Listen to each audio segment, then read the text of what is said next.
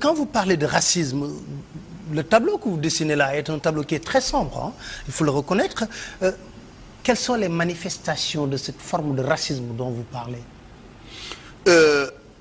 Les groupes gabégistes qui dirigent la Mauritanie depuis 1978 et qui se relaient au pouvoir est un groupe qui a déjà endeuillé, saigné les Mauritaniens. Comment? Ils sont responsables d'une tentative de génocide qui a ciblé les populations noires de la Mauritanie, surtout la communauté Peul. C'est quelle période? C'est entre 1986 et 1992. Sur ces années, c'est échelonné. Une tentative d'épuration ethnique. Qu'est-ce qui a été fait concrètement? Elle a été soldée par des déportations massives de populations noires de Mauritanie par dizaines de milliers au Sénégal et au Mali.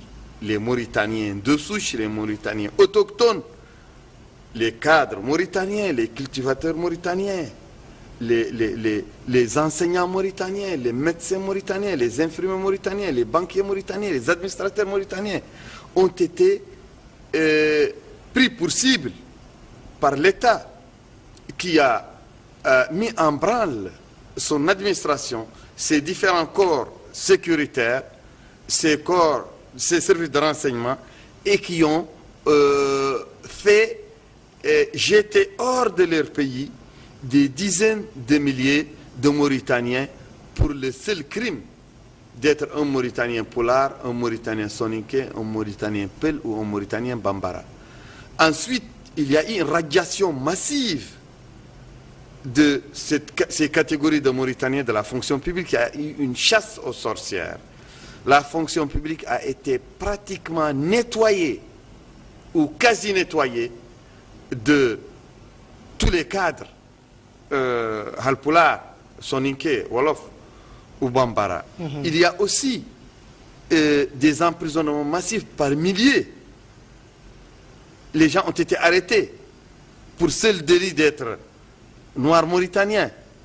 Ils ont été emprisonnés.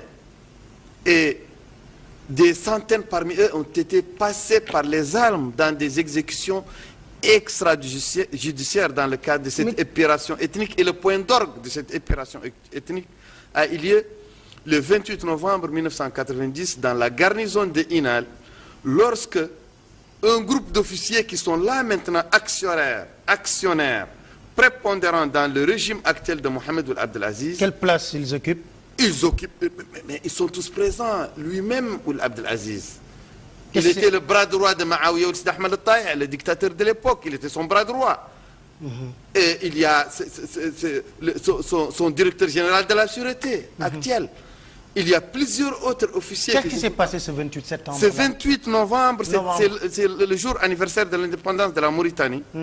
Et les officiers racistes qui dirigent la Mauritanie et qui sont dans le cadre d'une épuration ethnique contre les Noirs, surtout l'élément Peul, ont choisi 28 novembre, 28 personnes, 28 officiers, sous-officiers et soldats mauritaniens de l'ethnie Peul mauritanienne et qui l'ont pendu en guise de sacrifice. 28 personnes? 28 personnes pendues le même jour en guise de sacrifice pour la fête de l'indépendance de la Mauritanie le 28 novembre 1990. Mais ce que vous dites là est grave. Hein?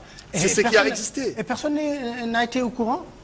Mais depuis que l'IRA est né, on a mené une campagne de sensibilisation sur le plan national et international contre cet oubli, contre ce silence coupable, contre cette tormenta. Et nous avons dirigé une caravane que moi-même j'ai dirigée le 28 novembre 2011 jusqu'à la garnison d'Inal avec les veuves, les orphelins de centaines de militaires négro-mauritaniens tués, sacrifiés pour les dieux du racisme. J'ai dirigé cette caravane qui a prié sur la fosse commune où reposent ces martyrs. La fosse commune se trouve où? Se trouve à 450 km au nord de Nouakchott, dans la garnison d'Inal.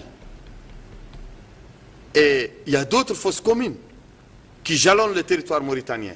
Parce que le carnage, le massacre du 28 novembre à Inal n'est que le carnage le plus symbolique, mais il y a eu des massacres un peu partout et 616 militaires négro-mauritaniens ont péri dans le cadre de cette opération ethnique.